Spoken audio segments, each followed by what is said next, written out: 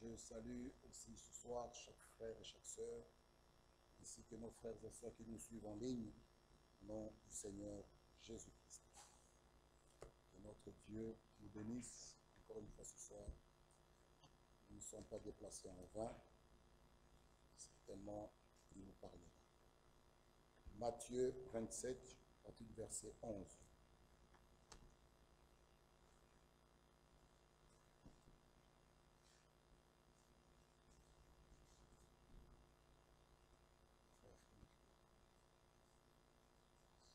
Matthieu 27, verset 11.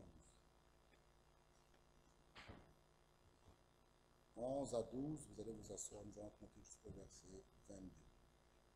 Jésus comparut devant le gouverneur. Le gouverneur l'interrogea en ces termes. « Es-tu le roi des Juifs ?» Jésus lui répondit, « Tu le dis. » Mais il ne répondit rien aux accusations des principaux sacrificateurs et des anciens. Amen. Le verset 13. Alors Pilate lui dit, « N'entends-tu pas de combien de choses il t'accuse ?» Jésus ne lui donna de réponse sur aucune parole, ce qui étonna beaucoup le gouverneur. À chaque fête, le gouverneur avait coutume de relâcher un prisonnier, celui que demandait la foule. Ils avaient alors un prisonnier fameux nommé Barabbas. Comme ils étaient assemblés, Pilate leur dit, « Lesquels voulez-vous que je vous relâche? Barabbas ou Jésus qu'on appelle Christ ?» Car ils savaient que c'était par envie qu'ils avaient livré Jésus. Pendant qu'il siégeait au tribunal, sa femme lui fit dire, « Il n'y ait rien entre toi et ce juste, car aujourd'hui j'ai beaucoup souffert en songe à cause de lui. » Les principaux sacrificateurs et les anciens persuadèrent la foule de demander Barabbas et de faire périr Jésus. Le gouverneur, prenant la parole, leur dit, « Lesquels des deux voulez-vous que je vous relâche? » Ils répondirent, « Barabbas. » Pilate leur dit, « Que ferai-je donc de Jésus, qu'on appelle Christ ?» Tous répondirent, « Qu'il soit crucifié. » Le gouverneur dit, « Mais quel mal a-t-il fait ?» Et ils crièrent encore plus fort, « Qu'il soit crucifié. » Amen. Prions. Notre Dieu et notre Père, nous venons de lire ta parole, et en elle se trouve la vie. Si nous nous sommes déplacés, ce n'est pas pour venir entendre les discours d'un homme, ni pour voir un homme, mais c'est pour venir te rencontrer toi. Et que chacun de nous fasse des expériences personnelles avec toi. Nous sommes à la fin, dans ce temps de la préparation, que tu puisses aider chaque âme qui s'est déplacée et parler à nos cœurs. Et ta parole sera prêchée, Seigneur, ferme ma bouche à tout commentaire d'homme. Il est écrit dans ta parole sainte que tout homme soit reconnu pour menteur, seul Dieu pour vrai. Si toi tu ne parles pas, Seigneur, qu'est-ce que cette réunion? Venir dans une réunion où Jésus n'est pas présent, c'est perdre le temps. Mais nous ne sommes pas venus perdre le temps parce que nous croyons du fond de nos cœurs que tu es ici et que tu vas nous parler. Il est écrit que là où 2 ou 3 sont rassemblés en ton nom, tu es au milieu d'eux. Et ce soir, nous croyons que tu es en ces lieux. Tu nous parleras, tu nous guériras, tu consoleras nos cœurs, tu nous béniras. Ainsi qu'à la fin, ceux qui étaient entrés en ces lieux, Christ, sortiront joyeux.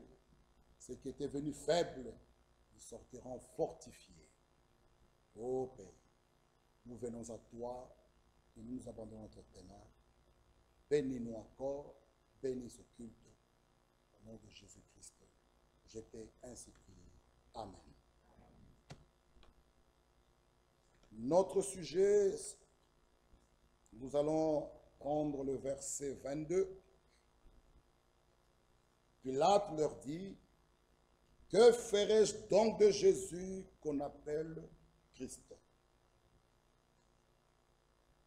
Qu'est-ce que nous faisons de lui? C'est bien, nous pouvons pointer ceux qui l'ont crucifié. Nous pouvons pointer ceux qui l'ont amené vers Pilate. Nous pouvons pointer toutes ces personnes-là. Mais nous aussi, la question nous est posée ce soir. Qu'est-ce que nous faisons avec lui? C'est une question qui nous est posée. Parce que la plupart qui sont assis là, ce sont des croyants. Nous avons cru il y a très longtemps. Mais qu'est-ce que nous faisons avec cette parole? C'est ce que nous allons essayer de voir ce soir. Dieu voulant, Dieu nous parlera. Nous pouvons parler un peu de Pierre. Cet homme avait une autre vision quand il voyait Jésus-Christ. Dans Matthieu 16, la question a été posée. Matthieu chapitre 16. Matthieu chapitre 16, le verset 13. Jésus étant arrivé dans le territoire de Césarée de Philippe, demanda à ses disciples, qui suis-je au dire des hommes? Moi, le Fils de l'homme? Ils répondirent, les uns disent que tu es Jean-Baptiste, les autres Élie, les autres Jérémie, ou l'un des prophètes. Et vous, leur dit-il, qui dites-vous que je suis?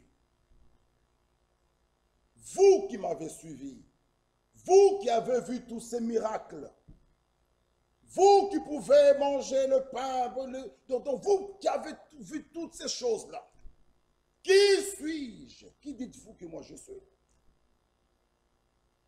La même question peut nous être posée ce soir. Qu'est-ce que tu fais avec Jésus? Jésus est entre vos mains ce soir. Nous verrons. Aussi longtemps que la parole est prêchée, nous écoutons cette parole, nous jouons avec cette parole, nous ne sommes pas différents de ceux qui l'ont livrée.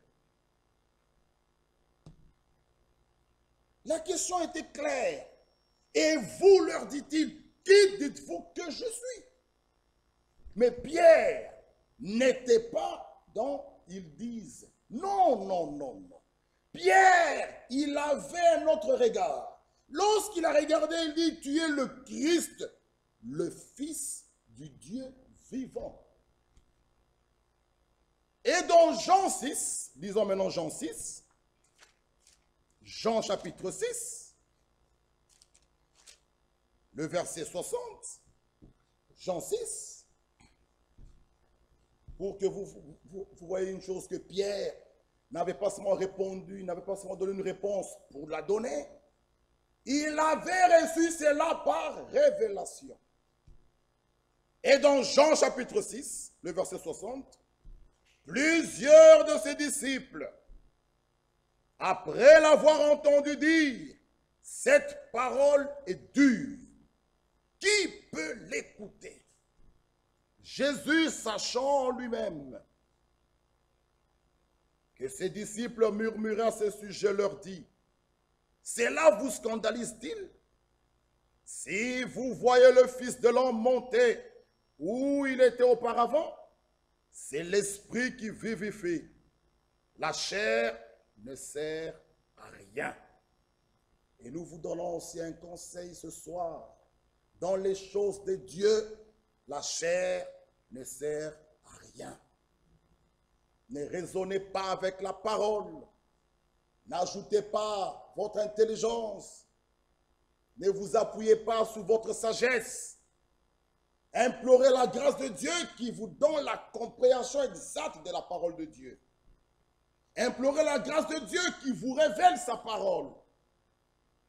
Beaucoup viennent ici, n'ayant pas la révélation de la parole de Dieu, suivant les masses, suivant leurs maris, suivant leurs femmes, suivant, mais un jour, ils retournent dans ce qu'ils ont vomi. Nous comprenons par là, ils n'ont pas reçu la révélation de la parole. Ce n'est pas lire que Jésus est Dieu manifesté en chair, que c'est ça la révélation. Il faut qu'il te le révèle. Juste lire une phrase que oui, le pantalon, ça ne suffit pas. Il faut qu'il te révèle ça. S'il te révèle cette chose-là, même si tu es seul, tu te tiendras à la parole. Mais beaucoup suivent le mouvement des masses. Vous verrez, frères et sœurs, même ceux qui ont mangé le pain que Jésus avait multiplié, ce jour-là, ils ont crié qu'il soit crucifié. Ce n'est pas le masse, frère. Ce n'est pas un mouvement de masse que nous... Non. C'est individuel. La vie chrétienne, la marche de l'enfant de Dieu, les expériences doivent être individuelles. Et il continue à dire, lisons au verset 63, « Les paroles que je vous ai dites sont esprit et vie. Mais il en est parmi vous quelques-uns qui ne croient point. Oui, comme ce soir. Nous prêcherons la parole, il y aura toujours les deux groupes. Ceux qui croiront et ceux qui ne croiront pas. Nous ne pouvons pas éviter cela. Parfois, hier, je parlais à mon frère Cuira à Namur, que parfois nous commettons des erreurs. Nous voulons que, oui, c'est un désir, c'est un souhait que nous pouvons avoir, que tout le monde puisse croire. Mais les 300 des croyants sont toujours là. C'est pourquoi Dieu n'est pas dans les masses. Dieu, c'est la qualité. Oui, mes frères. Ce n'est pas question de masse, d'un mouvement. Non. Pour lui, si deux personnes croient sincèrement, sa parole a atteint le but. Voilà le but de la parole, le but de la prédication. C'est quiconque croit. Oui, c'est individuel. L'esprit, il nous dit ici, je vous ai dit son esprit et vie. Le 64. Mais il en est parmi vous quelques-uns qui ne croient pas. Car Jésus savait dès le commencement qui étaient ceux qui ne croiraient pas et qui était celui qui le livrerait. Il ajouta, c'est pourquoi je vous dis que nul ne peut venir à moi si cela ne lui a été donné par le Père.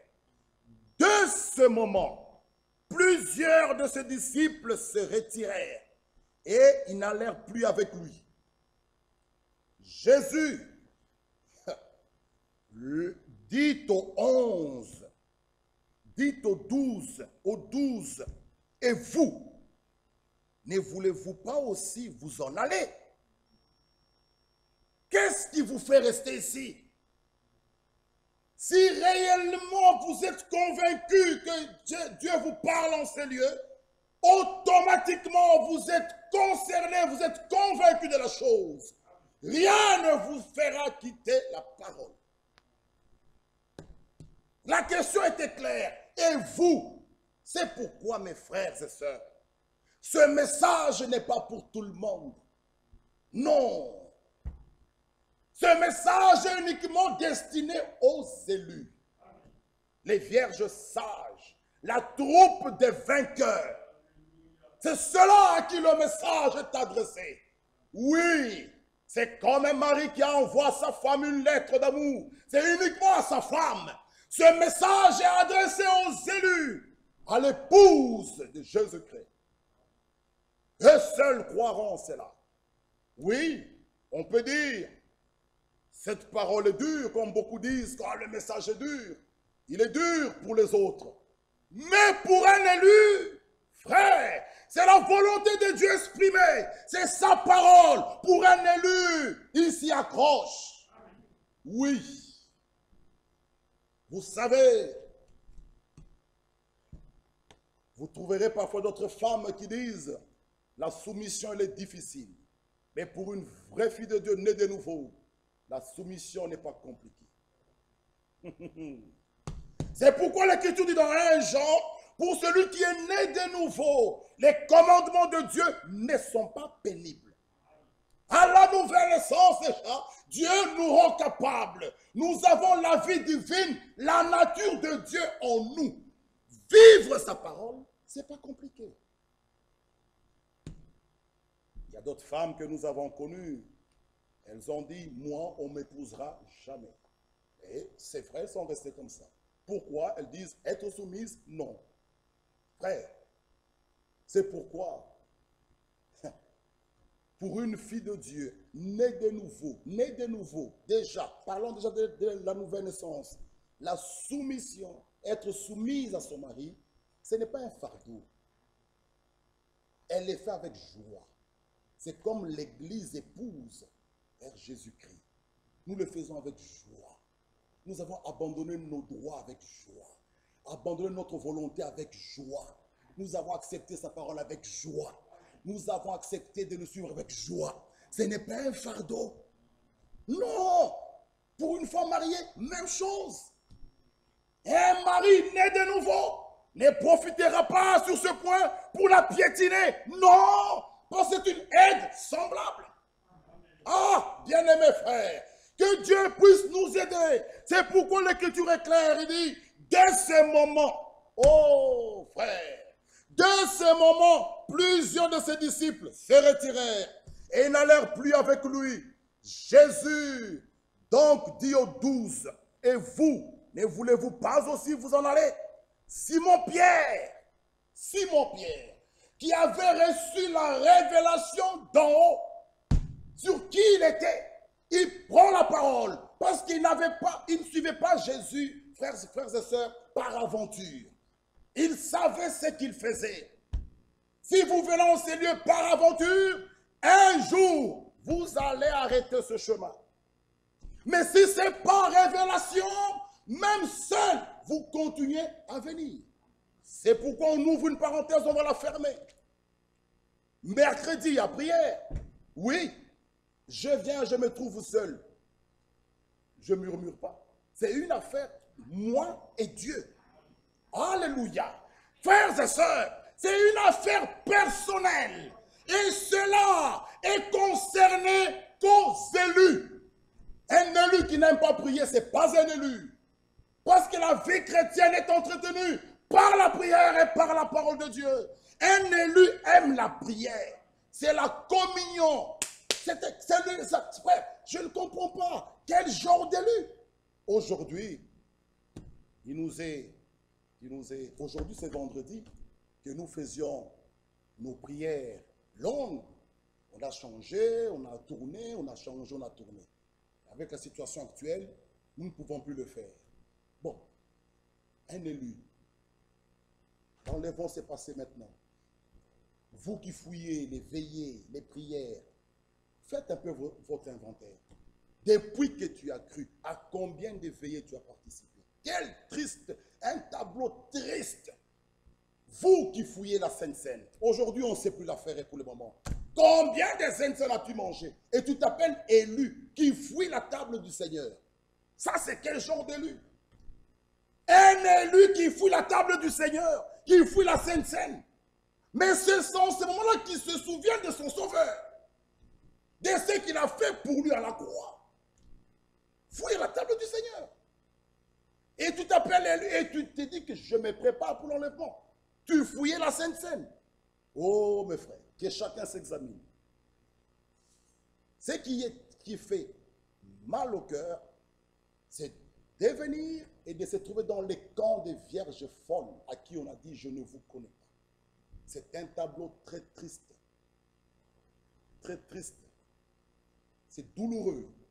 Avec tous ces va-et-vient, on allait à Krefeld et puis on te dit on ne vous connaît pas.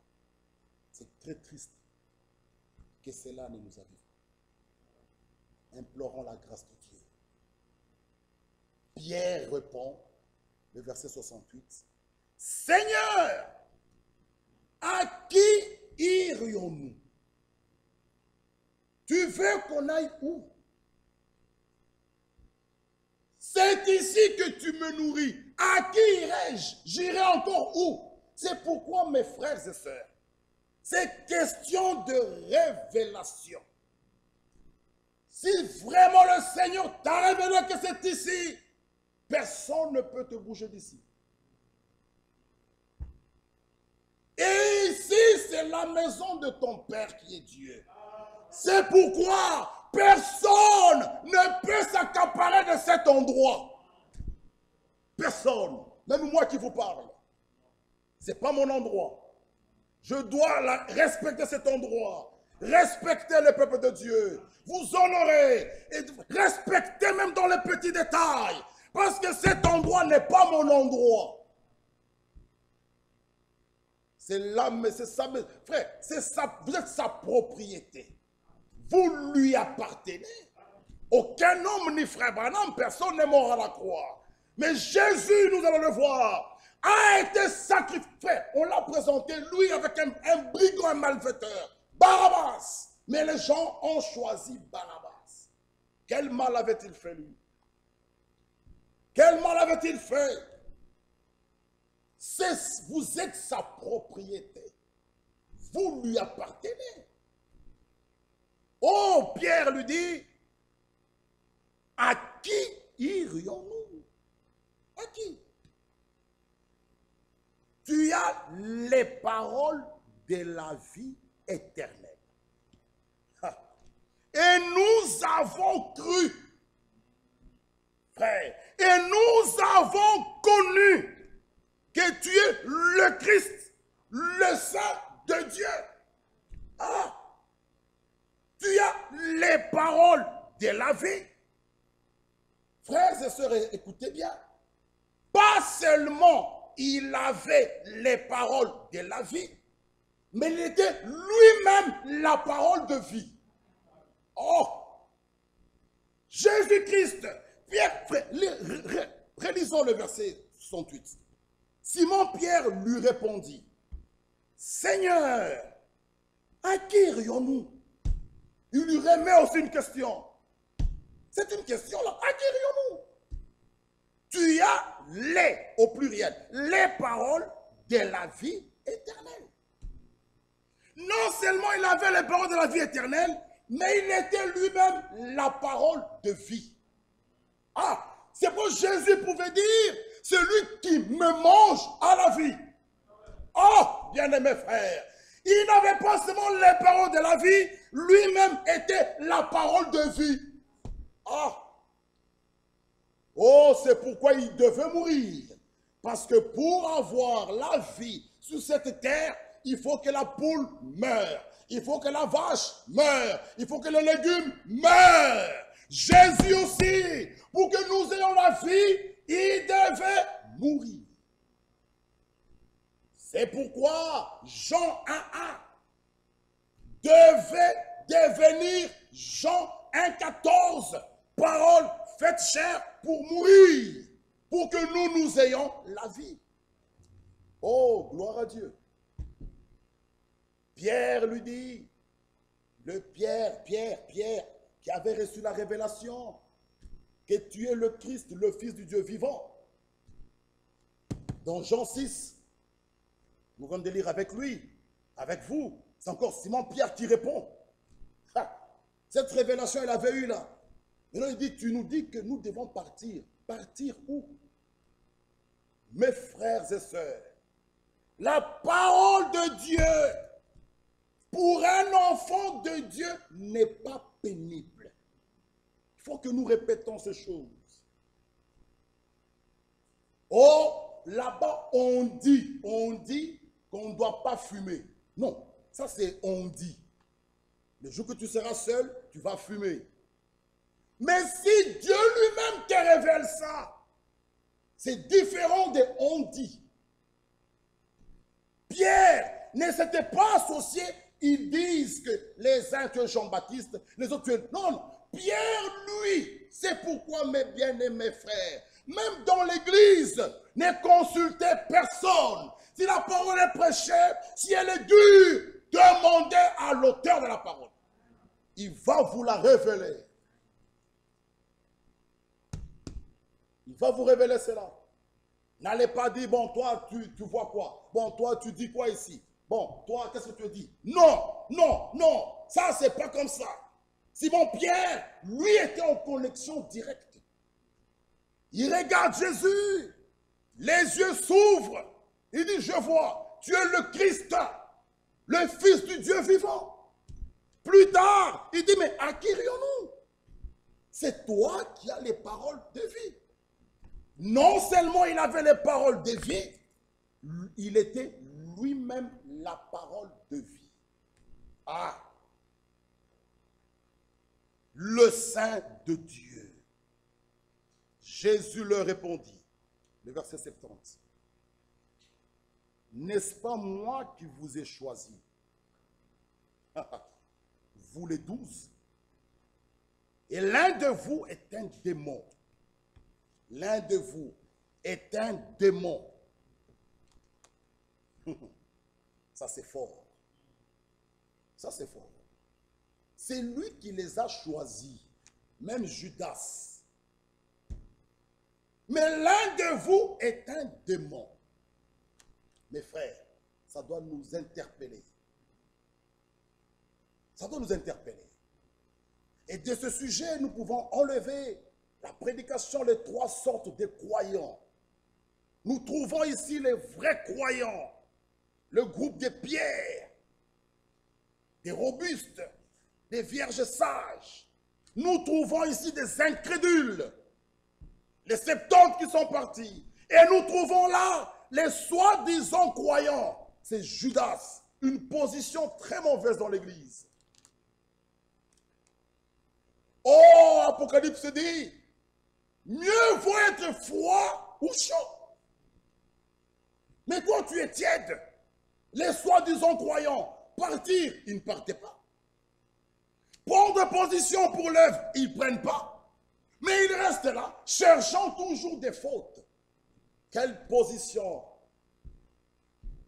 Les soi-disant croyants. Les incrédules sont partis. Oh, cette parole est dure.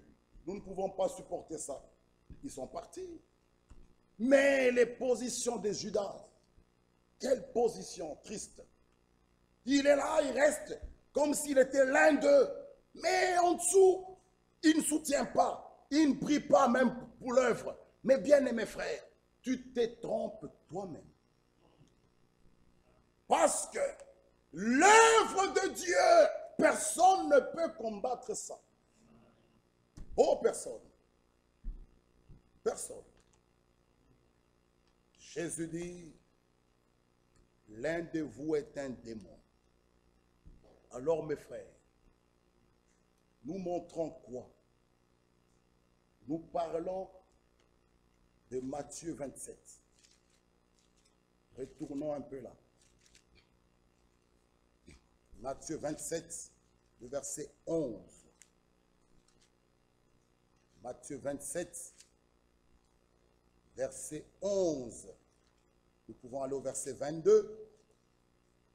Pilate leur dit, que ferai-je donc de Jésus qu'on appelle Christ? Tous répondirent, tous, qu'il soit crucifié. Frères et sœurs, Jésus est entre vos mains. Qu'allez-vous faire? Tu me diras, frère Michel, où est-il? Oh, nous allons le voir maintenant. Il est entre tes mains. Qu'est-ce que tu fais de lui, ma soeur? Tu ne peux pas échapper. Tous ici, on ne peut pas échapper.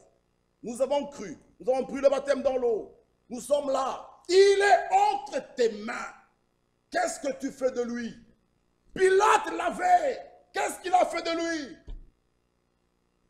Jésus est entre tes mains. Oh, frères et sœurs, écoutez bien. Si tu le rejettes, il te rejettera aussi. il t'accueillera aussi de l'autre côté. Souvenez-vous de Daniel Curie. On appelle les noms, son nom n'a pas été appelé. Daniel Curie dit, mais qu'est-ce qui se passe, mon nom? Je suis un grand évangéliste. Il dit, Daniel, ce n'est pas ce qui compte, ton nom n'est pas là. Il dit, bon, je vais plaider. Oh bon, si tu veux, avance. Il avance, il entend une voix qui dit, Daniel, Daniel, Daniel, sur la terre, n'as-tu jamais fait ça? Frère, tout ce que nous faisons, nous les hommes, nous pouvons nous cacher dans nos chambres, dans nos caves, dans nos chambres à coucher, dans nos salles de bain. Sachez une chose que l'œil de Dieu voit. Et tout est enregistré. On peut tromper les hommes, mais devant Dieu, tu ne passeras pas. C'est pourquoi il est écrit, le jugement commence dans la maison de Dieu. Mieux vaut être jugé ici. Oh, on peut faire des films, mais sachez une chose. Daniel, tu n'as jamais fait ça? Il veut parler, il se voit. Il veut parler, il se voit. Il veut parler, il se voit. Et la voix sort. Tu es condamné. Et il entend une douce voix derrière lui. Père, Daniel Curie sur la terre avait pris position pour moi. Daniel Curie sur la terre, il m'avait reçu. Daniel Curie sur la terre, il avait pris position pour moi, pour la parole. Moi aussi, je prends position pour lui. Tout cela, met ça sous mon compte. Mes frères, nous avons même honte de prier devant nos amis. Nous avons même honte de parler que nous sommes des enfants, que nous sommes des chrétiens. Nous avons même honte de publier cela. On a honte que ta famille sache que tu as cru au message. Ils vont te traiter d'une personne arriérée. Tu as cru à ces choses-là. On a honte de ça. Un jour, je partais à Liège. Dimanche, je partais à Liège. J'arrive sur une pompe à essence pour mettre le carburant. Je vois à côté nos amis, sous la pompe, étalés, un là-bas, en train de prier. Je dis, Seigneur, sur une pompe à essence publique, devant tout le monde, je dis, si eux, ils peuvent faire ça. Mais nous qui déclarons que nous avons le message de l'heure, nous avons reçu un docteur, nous avons reçu un prophète, nous avons même honte parfois de prier dans un restaurant. Eux, ce qu'ils font, frère, nous serons jugés. Qu'est-ce que tu fais avec Jésus entre tes mains? Au lieu de parler haut, tu les caches dans ta poche. Tu enlèves Jésus qui est ici. Si tu es invité chez une sœur, là tu dis, prions ma sœur, alléluia, prions. Prie. Quand tu es dans ta famille, on ne doit pas savoir que tu as cru au message. Tu prends Jésus, tu le mets dans ta poche. Ma sœur, Jésus aussi ce jour-là, est-ce qu'il va t'accueillir? Toi, tu as honte de parler de lui. Tu as honte de témoigner de Jésus. Tu as honte de publier que le Seigneur revient bientôt. Ce jour-là, qu'est-ce qu'il fera? Ça, c'est la question que nous devons, chacun de nous doit se poser. Tu le rejettes. Ce jour-là aussi, il te rejettera. Tu le reçois. Oh, ce jour-là aussi, il va t'accueillir. Mes frères, que Dieu nous aide. Lisons d'abord 1 Thessaloniciens chapitre 4. Que fais-tu de Jésus? Lisons d'abord cette écriture.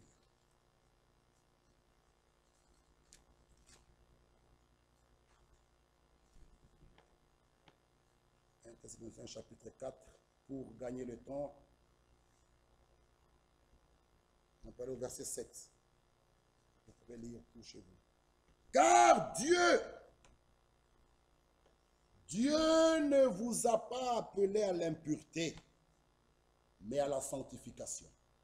Celui donc qui rejette ses préceptes ne rejette pas un homme, mais Dieu, qui vous a aussi donné son Saint-Esprit. Amen. Lisons encore d'abord Matthieu. Matthieu 10. Matthieu chapitre 10. Matthieu 10, le verset 40.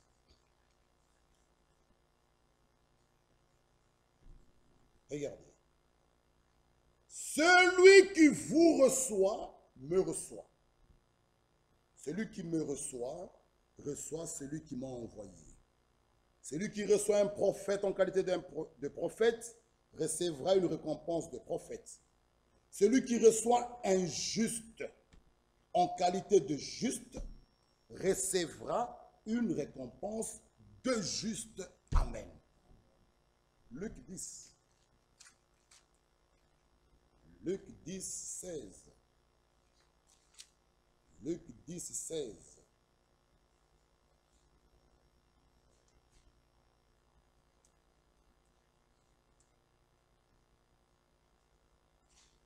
Celui qui vous écoute, m'écoute. Luc 10, 16. Celui qui vous écoute, m'écoute. Celui qui vous rejette, me rejette. Celui qui me rejette, rejette celui qui m'a envoyé. Amen. Ah. Souvenez-vous de Samuel, dans 1 Samuel 8. Donne-nous un roi. Samuel dit, mais qu'est-ce qui se passe? L'Éternel lui dit, donne-leur un roi. Ce n'est pas toi qu'ils ont rejeté, c'est moi qui les ont rejetés. Mes frères et sœurs, qu'est-ce que vous faites avec sa parole? Qu'est-ce que vous faites avec Jésus-Christ qui est entre vos mains? La parole ointe. Qu'est-ce que vous faites avec? Si vous la foulez aux pieds, ou bien vous obéissez à cette parole. Jésus-Christ est la parole faite chair. Et aujourd'hui, c'est la parole ointe qui vous est prêchée. Mais vous faites quoi de cela? Oh, c'est bien de pointer Pilate. Oh, Pilate n'a pas pris position pour la parole. Est-ce que vous prenez position pour la parole? Parce qu'aujourd'hui, c'est cette parole ointe. Et tu l'as entre tes mains. Vous avez toutes ces brochures, vous avez tout ça. Vous en faites quoi? Vous vivez quelle parole? Que chacun s'examine. Cette parole, lorsque nous l'entendons, nous obéissons à cela, elle doit faire quelque chose en nous.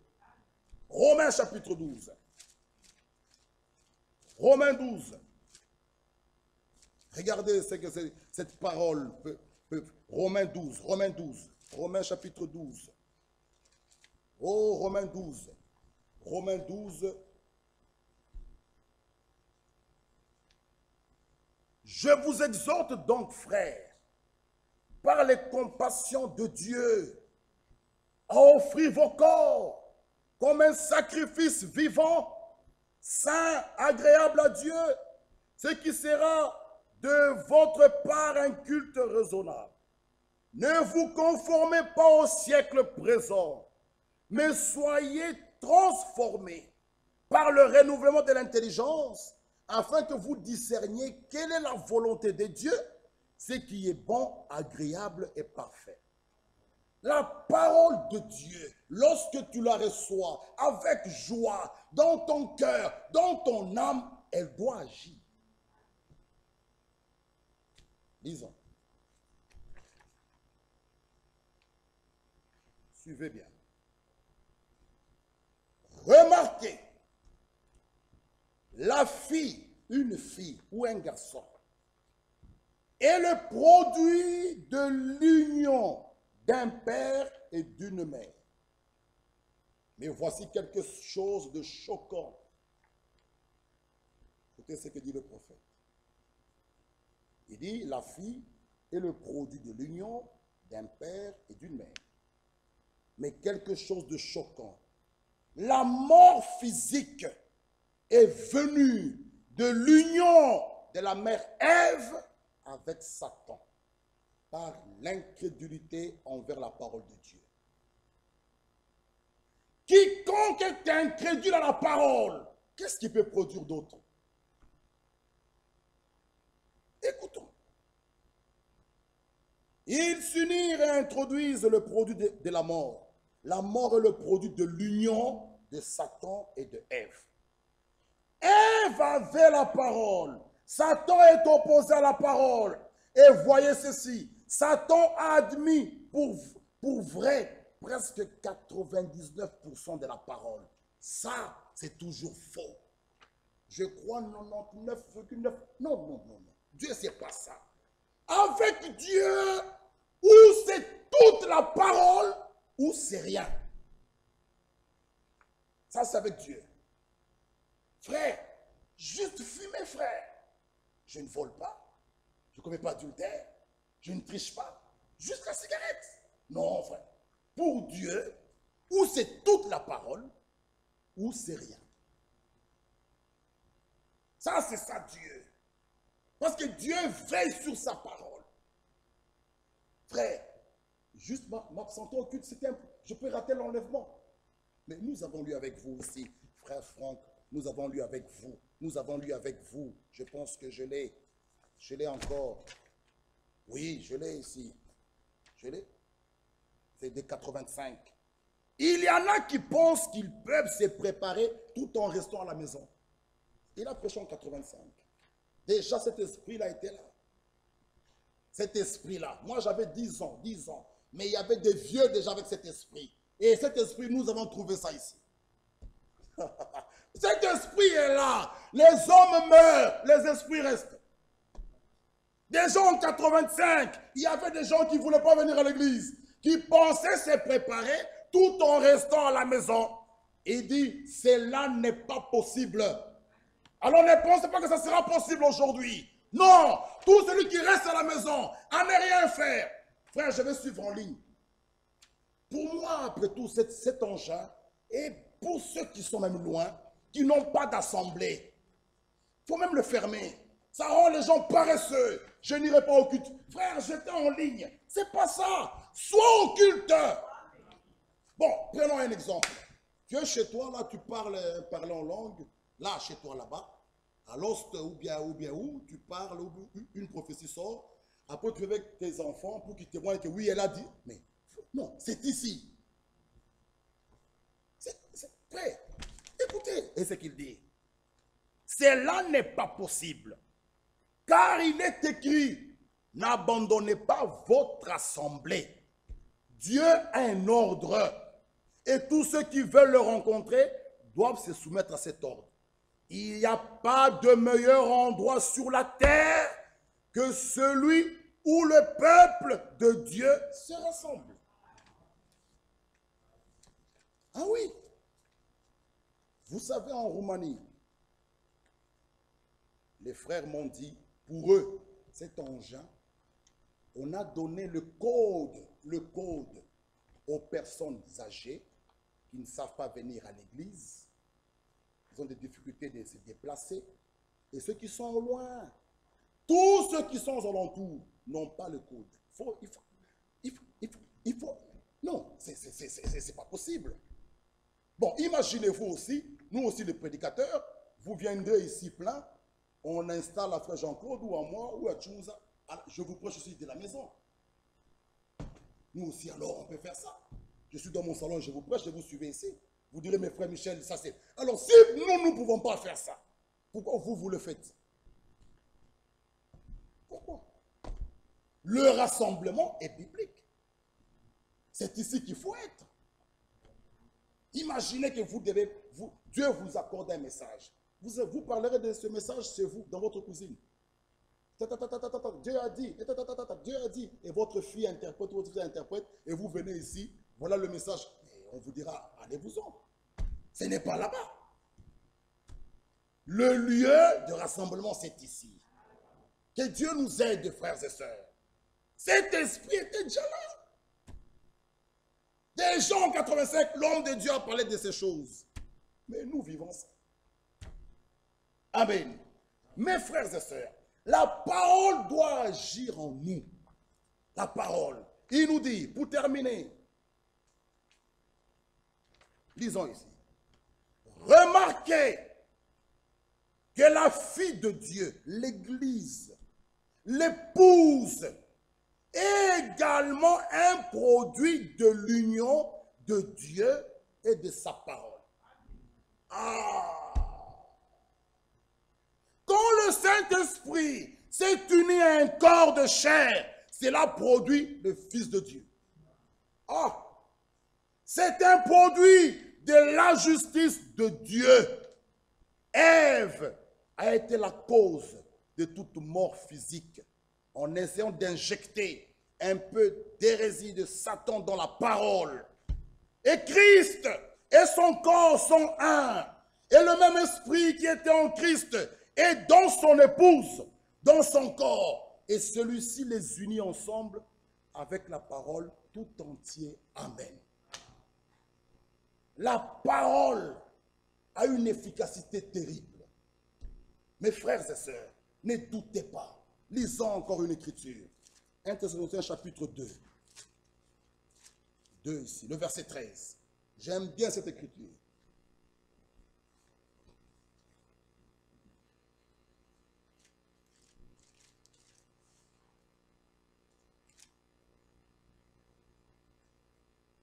C'est pourquoi nous rendons continuellement grâce à Dieu de ce qu'en recevant la parole de Dieu que nous vous avons fait entendre, vous l'avez reçue, non comme la parole des hommes, mais ainsi qu'elle est véritablement comme la parole de Dieu, qui agit en vous qui croyez.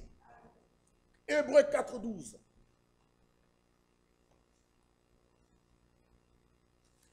Hébreux 4:12.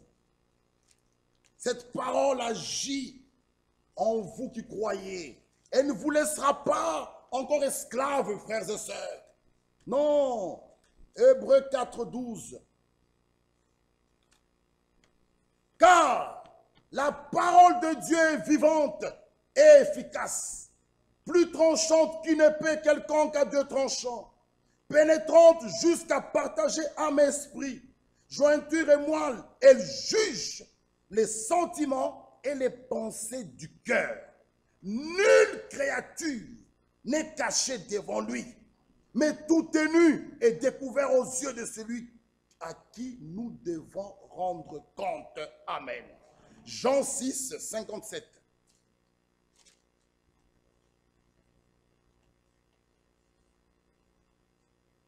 Non. Attendez.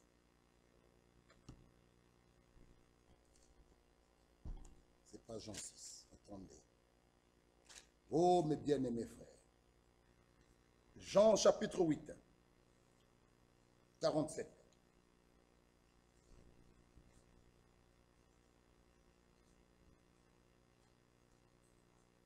Celui qui est de Dieu écoute les paroles de Dieu. Vous n'êtes pas, vous n'écoutez pas parce que vous n'êtes pas de Dieu. Ah, cela est clair. Celui qui est de Dieu écoute les paroles de Dieu et il obéit. Avant d'accepter le mal, vous devez d'abord rejeter le bien. Vous ne pouvez pas voir les deux. Non. Avant d'accepter le mensonge, vous devez d'abord rejeter la vérité. C'est clair. Et c'est ce que nous avons vu mardi. Il n'y a rien de commun. Tu ne peux pas avoir la vérité et le mensonge ensemble. Tu dois rejeter quelque chose. Avant de voler, vous devez abandonner. Tu ne peux pas voler ayant la parole. Non, mes frères. C'est pourquoi la liberté d'un enfant de Dieu se limite dans les limites de la parole de Dieu. Pour faire du mal, vous sortez d'abord. Ah, je ne peux pas commettre adultère ayant la parole. Non, non. Ayant la parole, cette parole agira en moi. Elle m'éloignera du mal. Pour faire le mal, d'abord je l'abandonne. Je me donne une conscience. Je me console. Dieu comprendra. Je fais semblant d'oublier la Bible. Alors je peux aller voler. Mais si tu as ta Bible en toi, dans ton cœur, en toi, dans ton âme, frère, quand tu fais le pas, sa parole va retentir en toi. Un enfant de Dieu, c'est pas ça. Un enfant de Dieu, c'est pas ça. Un enfant de Dieu, c'est pas ça. après tu n'iras plus faire ça. Oh bien-aimés frères, qu'est-ce que vous faites avec Jésus-Christ? Il est entre vos mains ce soir. Qu'est-ce que tu fais avec sa parole? Oh, aujourd'hui je dépose un peu Jésus. Ils vont savoir qui je suis. Tu le déposes. Ok, ça va. Un jour tu le déposeras pour toujours. On ne joue pas. Moi, déposer, vouloir me réhabiller de mon vieil homme. Or, l'écriture est claire. Nous devons nous déshabiller, déposer ce vieil homme, nous revêtir de l'homme nouveau. Mais toi, tu veux revêtir encore le vieil homme. Donc, déposer Jésus. Comme je fais avec ma montre, je mets là, je me bagarre, après je rentre, je réponds Jésus. Non, nous jouons avec la parole. Un jour, nous allons le regretter, ma soeur et mon frère. Ne jouez pas avec la parole. Donc, frère, que Dieu nous aide. Ça fait mal. Des choses que nous entendons. Dans des maisons, dans des familles, dans des foyers. Nous nous posons la question. Ce frère, ça fait 20 ans, 30 ans, il est dans le message. Pourquoi il agit comme ça? Et nous nous posons, est-ce que la parole a pris place en lui? C'est ça la question à poser. Parce que la parole de Dieu, selon Luc 8, c'est une sémence. Si une femme mariée reçoit vraiment la sémence de son mari, nous verrons la transformation. La transformation, elle sera même visible. Que toute l'assemblée verra que la sœur a ton famille. Ça ne sera plus caché. Si réellement la parole a pris position en toi, place en toi, ma sœur, nous verrons. Tu ne diras plus rien. On verra que cette sœur, ce frère, réellement sa vie a changé. Mais quel est ce Jésus que nous avons reçu? Où nos vies n'ont pas changé. Nos langues, notre bouche continue à parler, continue à calomnier, continue à dire des choses mauvaises. Oh, mes bien-aimés frères, terminons avec Jean chapitre 8, Jean chapitre 1, Jean chapitre 1. Ça fait mal. Jean 1, le verset 45. Jean 1, verset 45. Jean 1, 45. Philippe rencontra Nathanaël et lui dit, nous avons trouvé celui de qui Moïse a écrit dans la loi et dans les prophètes. On parlait Jésus de Nazareth, fils de Joseph. Et la chose, moi, qui m'intéresse, c'est nous avons trouvé. Frère, est-ce que réellement nous pouvons témoigner que j'ai trouvé la vie, j'ai trouvé la paix, j'ai trouvé la personne qu'il fallait? Jésus, entre tes mains, ton sauveur, ton rédempteur. Qu'est-ce que tu fais de lui? Que fais-tu? Tu es en train de crucifier Jésus-Christ une deuxième fois avec ta vie. Oh, il est mort qu'une fois à la croix. Dans Jean, Pilate le présente, voici l'homme. Quel mal avait-il fait? Frère, lorsqu'il a pris sur lui nos péchés, écoutez bien frère, en ce moment-là, Dieu l'Esprit s'est retiré de lui. Il est devenu péché. À cause de tes fautes, tes malfaiteurs, tes adultères, tes tricheries, il est devenu péché. En ce moment-là, frère, il a souffert. Il a crié à la croix. Le psaume 22 que David avait prononcé. Mon Dieu, pourquoi m'as-tu abandonné? Il a expérimenté. Frère, cette séparation, c'est toi et moi qui étaient loin de Dieu. C'est nous, frère. Lui, quel mal avait-il fait? Et ce qui est mal, frère, les gens ont préféré Barabbas. Un meurtrier, un homme dangereux. Aujourd'hui, dans l'église, les gens préfèrent des meurtriers de la parole. Un Barabbas aujourd'hui, c'est toute personne qui falsifie la parole. Il est plus dangereux qu'un Barabbas qui vient tuer quelqu'un dans son corps. Ah oui. Quelqu'un qui me tue, tu as la vie éternelle, tu as cru, tu es au repos, la résurrection est pour toi, tu seras enlevé. Mais quelqu'un qui falsifie la parole, ton âme est perdue.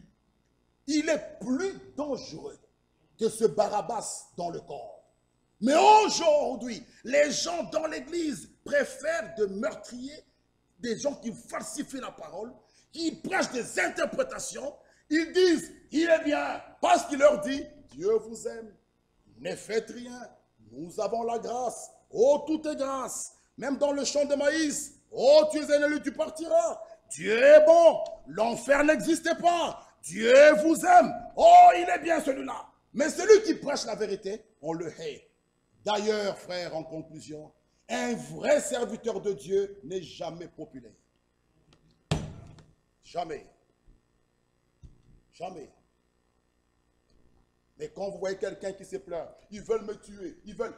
Mais Jean-Baptiste est mort. Tu ne seras pas le premier. Ils veulent que l'avion tombe. Ils veulent... C'est quoi? Tu pleurniches. Là devant, là, prêche la parole. Oh, ils veulent ma mort. Ils attendent que je meure pour qu'ils puissent fêter. Et ils veulent ça. Mais si tu ne veux pas, alors assieds-toi dans les bancs. C'est ça, frère. Ce service, nous ne l'avons pas pris pour être populaire. Non. Un jour, nous serons même lapidés. Et nous acceptons. Ah oui. Si toi, tu veux la popularité, tu veux que les gens t'acclament, alors assieds-toi dans les bancs. Un vrai serviteur de Dieu n'est pas populaire. Non. Il est critiqué, il est haï. Oh, lui, qu'est-ce qu'il pense? Qu'est-ce qu'il croit, lui? Lui, est-ce que lui, il n'a jamais péché?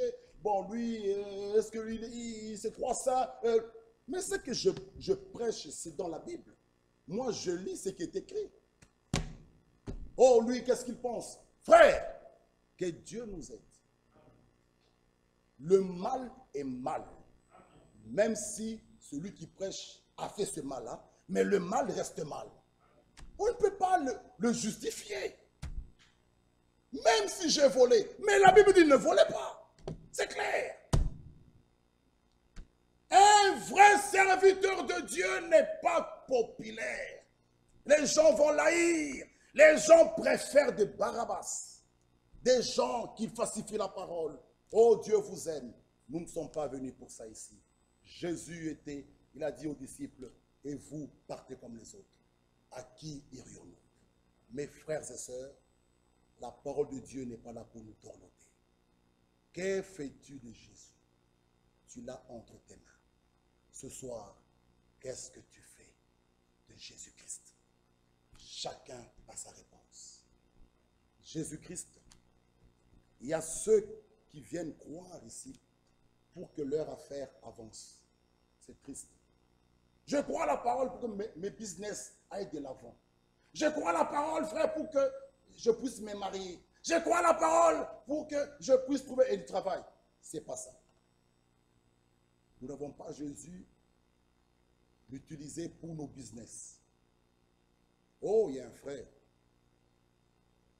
Il vient rarement ici. Et un jour, il était dans des problèmes.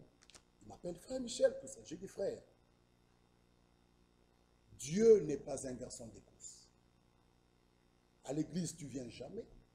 Quand tu as des problèmes, non, tu enlèves comme un joker. Ce n'est pas ça avec le Seigneur. Ce n'est pas ça. Il honore celui qui l'honore. C'est clair. Ne prenez pas Dieu comme un joker. Vous ne venez pas, quand tout va mal, après là, tu viens à l'église, frère, priez pour moi, le travail, tu vas enlever Dieu comme un joker. Ce n'est pas ça.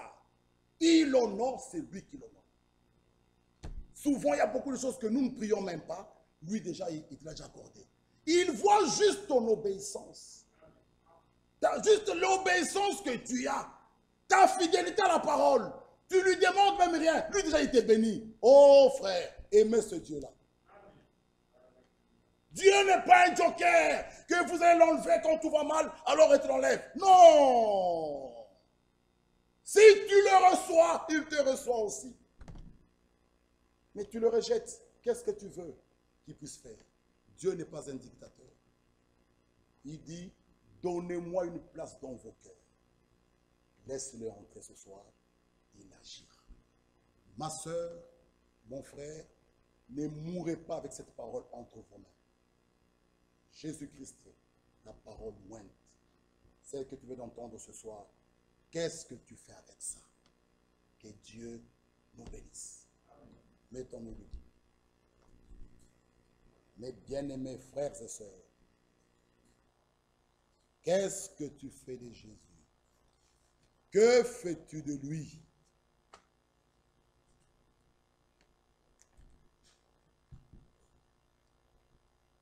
Frères et sœurs, nous avons nos têtes inclinées, comme nous avons entendu.